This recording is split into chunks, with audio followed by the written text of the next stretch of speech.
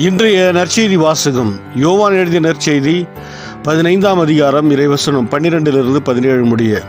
நான் உங்களிடம் அன்பு கொண்டிருப்பது போல நீங்களும் ஒருவர் மற்றவரிடம் அன்பு கொண்டிருக்க வேண்டும் என்பதே என் கட்டளை. தம் நண்பர்களுக்காக உயிரை கொடுப்பதை விட சிறந்த அன்பு யாரிடமும் இல்லை. நான் கட்டளையிடுவது எல்லாம் நீங்கள் செய்தால் நீங்கள் என் நண்பர்களாயிருப்பீர்கள். இனி நான் உங்களை பணியாளர் என்று சொல்ல மாட்டேன், ஏனெனில் தம் தலைவர் செய்வது என்னதென்று பணியாளருக்கு தெரியாது. உங்களை நான் நண்பர்கள் என்றேன், ஏனெனில் என் தந்தையிடமிருந்து நான் கேட்டவை அனைத்தையும் உங்களுக்கு அறிவித்தேன். நீங்கள் என்னை தேர்ந்து கொள்ளவில்லை, நான் தான் உங்களை தேர்ந்து கொண்டேன்.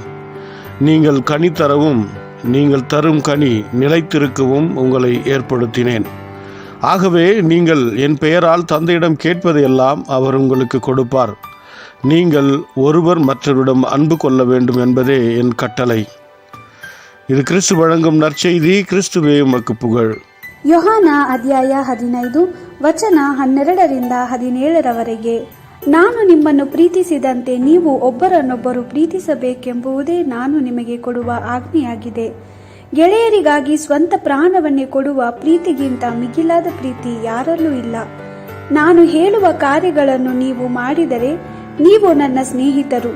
ಈಗ ನಾನು ನಿಮ್ಮನ್ನು ನನ್ನ ಸೇವಕರುಗಳೆಂದು ಕರೆಯುವುದಿಲ್ಲ, ಯಜಮಾನನ ಕೆಲಸ ಕಾರ್ಯಗಳು ಸೇವಕನಿಗೆ ತಿಳಿದಿರುವುದಿಲ್ಲ.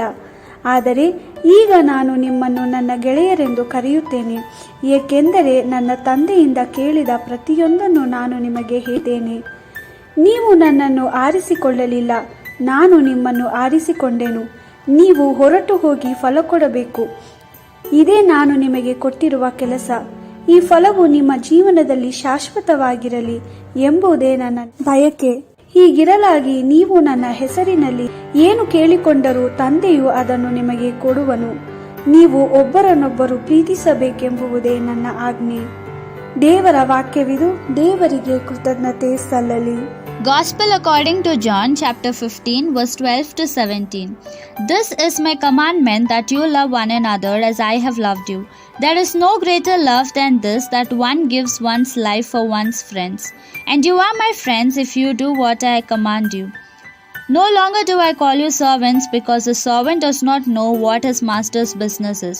Instead I call you friends, since I have made known to you everything I learned from my Father. You did not choose me, it was I who chose you and sent you to go and bear much fruit.